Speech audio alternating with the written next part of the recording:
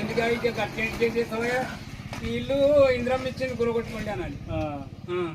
ఒకటే మాట అది.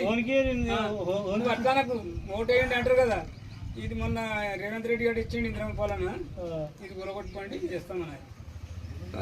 నోరా చూడండి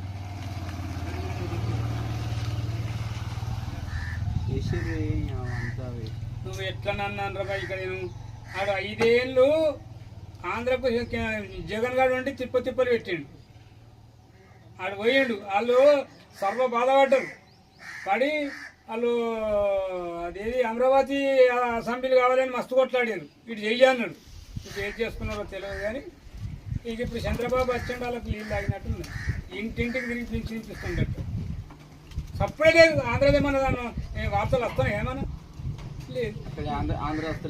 ఈయనంతా లీడే జగన్ గారు ఏమన్నా కుక్కోలినట్టు